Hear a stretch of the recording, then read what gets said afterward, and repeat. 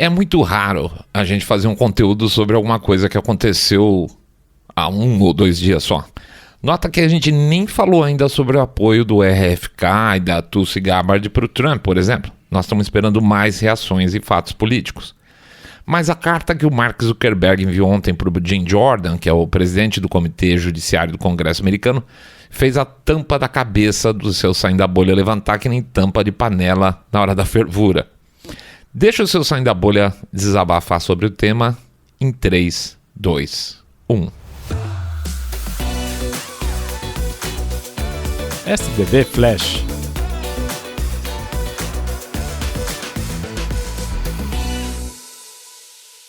Pois é, para a surpresa de muitos, o dia de ontem foi marcado por uma carta enviada por Mark Zuckerberg, o CEO, dono, fundador da Meta, para o Congresso. O Jim Jordan, a quem a carta foi enviada, colocou uma cópia no X imediatamente e festejou dizendo que a carta foi, aspas, uma grande vitória para a liberdade de expressão. Desculpa para quem ficou feliz, mas não é vitória nenhuma. E eu vou explicar por que eu acho isso. Vou fazer isso lendo alguns trechinhos e comentando na sequência, tá? Começa o primeiro trecho aqui que a gente seleciona.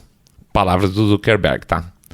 Em 2021, altos funcionários da administração Biden, incluindo a Casa Branca, pressionaram repetidamente nossas equipes por meses para censurar certos conteúdos sobre Covid-19, incluindo humor e sátira, e expressaram muita frustração com nossas equipes quando não concordamos. No final das contas, foi nossa decisão remover ou não o conteúdo e somos donos de nossas decisões, incluindo as mudanças relacionadas à Covid-19, que fizemos em nossa aplicação na esteira dessa pressão. Olha só. Acredito que a pressão do governo estava errada e lamento não termos sido mais francos sobre isso. Também acho que fizemos algumas escolhas que, com o benefício da retrospectiva e de novas informações, não faríamos hoje, jura?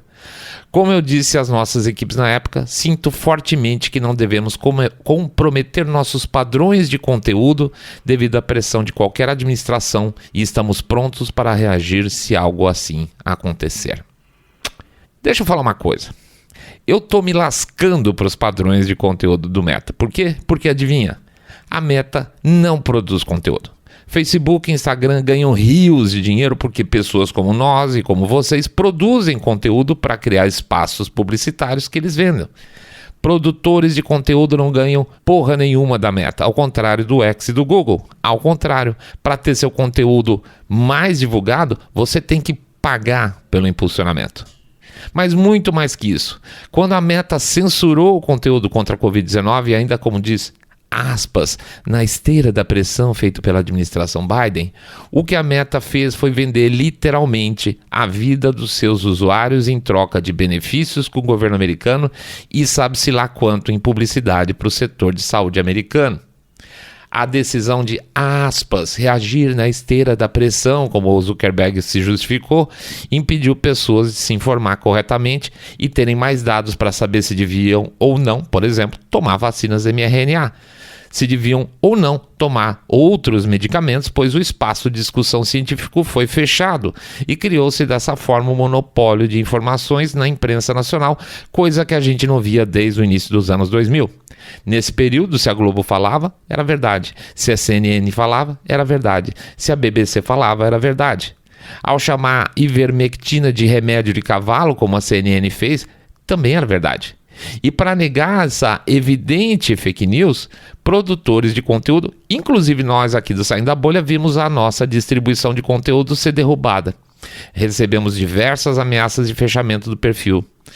Até hoje, apesar da gente ter mais de 11 mil seguidores no Facebook, pouco mais de 50, 60 são impactados por nossos posts, ou seja, menos de 0,5%, que é muito abaixo dos 2, 3% de um perfil não pessoal, que não puxa saco do conteúdo que eles querem que a gente puxe.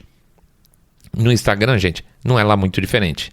Enquanto milhões de empreendedores pelo mundo todo viram seus negócios implodirem no período da pandemia e ainda em 2024 estão tentando juntar seus cacos do passado, o Zuck experimentou aí recentemente seu novo iate de 287 pés pelo Mediterrâneo.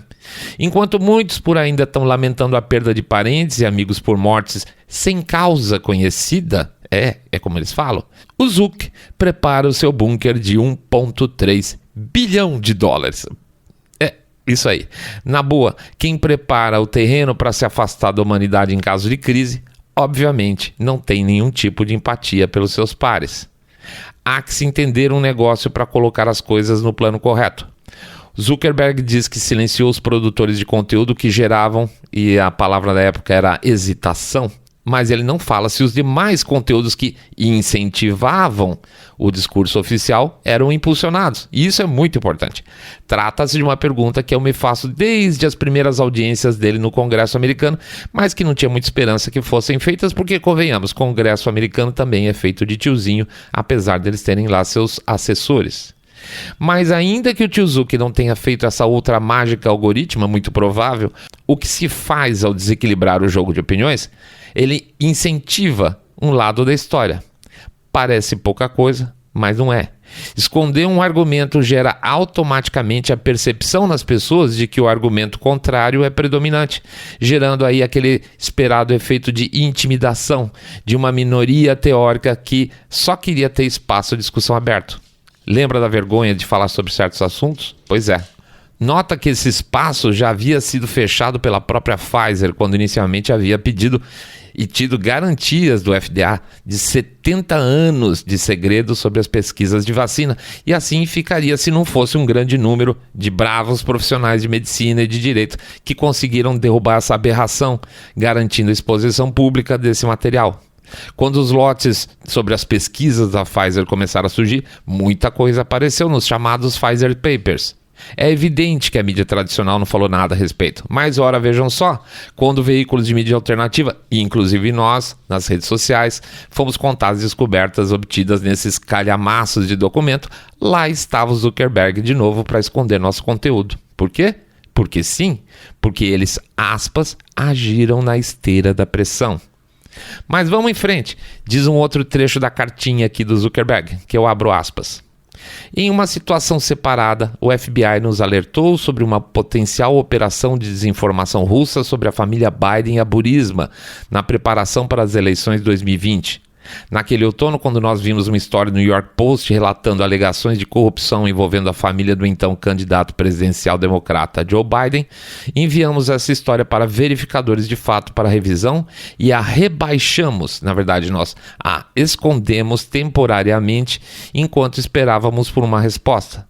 Desde então ficou claro que a reportagem não era desinformação russa e, em retrospecto, não deveríamos ter escondido a história.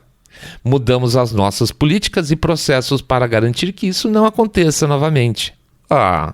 Aqui basicamente o que o Zuckerberg confessa é que ele manipulou informações fundamentais nas eleições de 2020.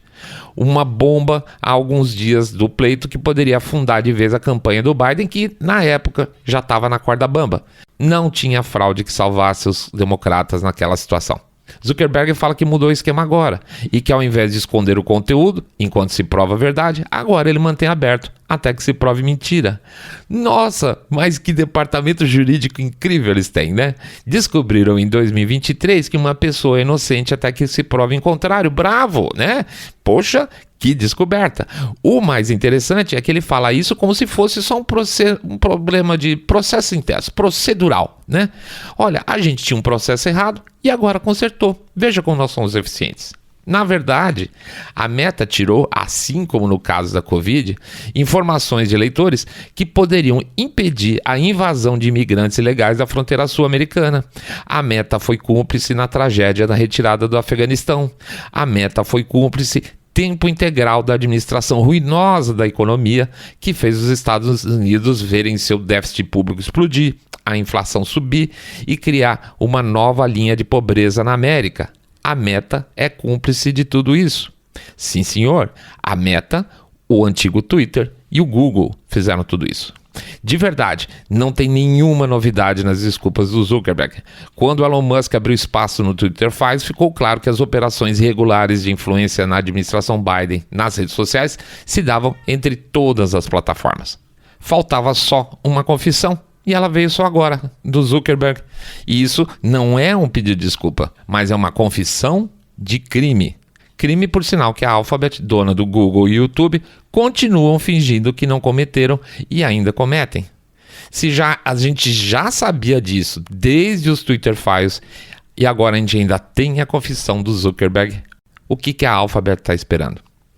Zuckerberg ainda assim fez o jogo de bobinho, falando que ao contrário das outras plataformas, a Meta não decide o que é certo e errado, mas que ela conta com parceiros de fact-check.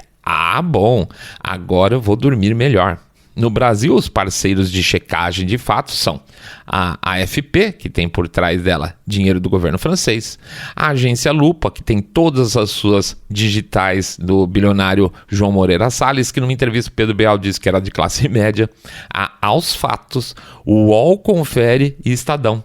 Todas as instituições sabidamente super equilibradas e sem viés político. Nos Estados Unidos, que é onde o tio Zuck se esconde por trás para dizer que ele é inocente no processo de escolha do que deve ou não ser censurado, a lista é de chorar. Com exceção do Daily Caller, lá que tem a mão do Tucker Carlson, todas as demais instituições são financiadas por organizações de esquerda e extrema esquerda e antitrampistas. Quer ver?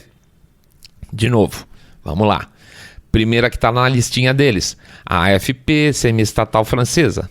A Check Your Fact, que eu disse lá, que é baseada no Daily Caller, que tem o Tucker Carlson. Ok. A factcheck.org, que como se pode ver na capa da página deles, lá na home deles, não só faz parte do tal do Annenberg Public Policy Center, que por sinal é um braço da Annenberg Foundation.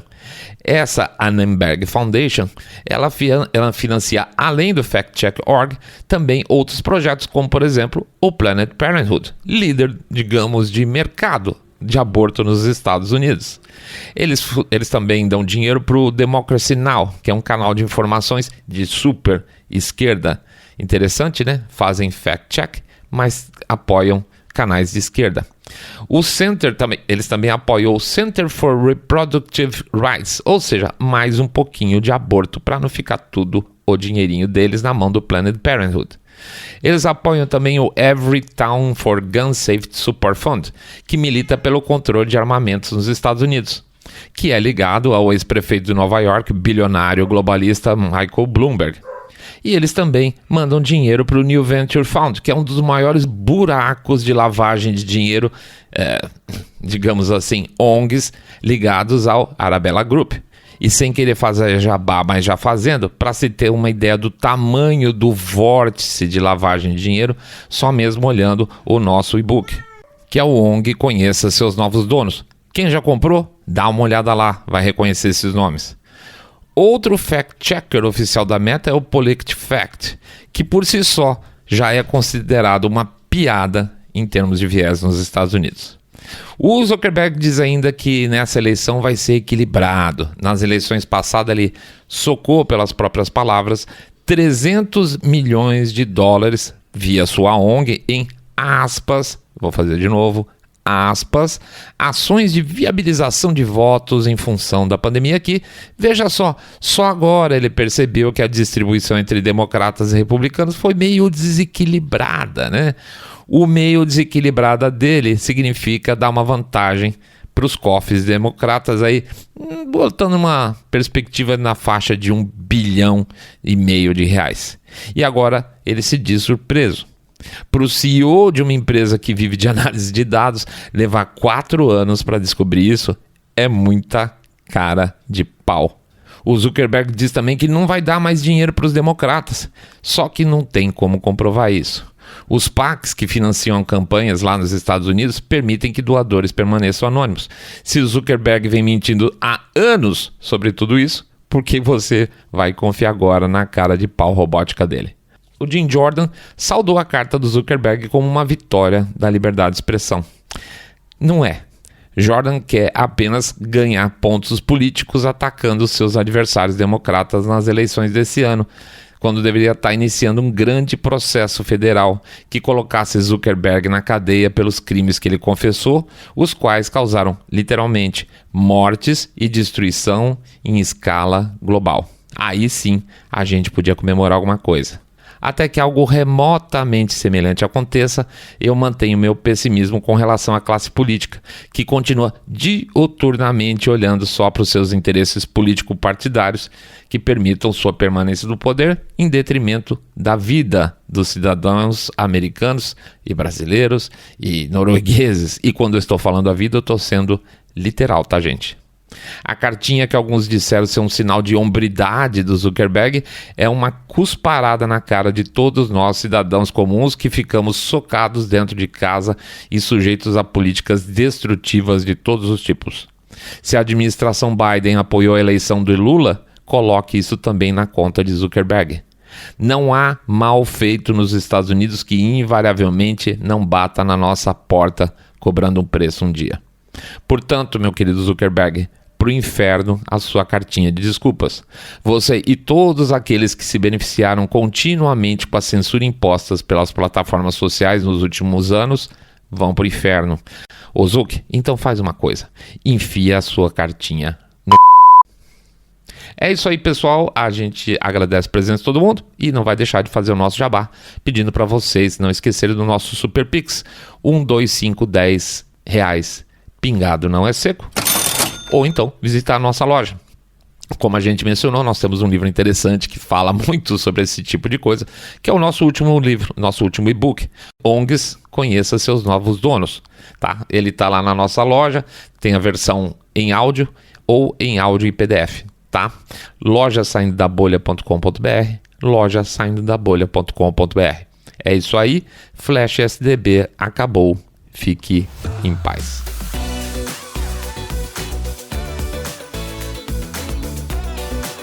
Saindo da Bolha.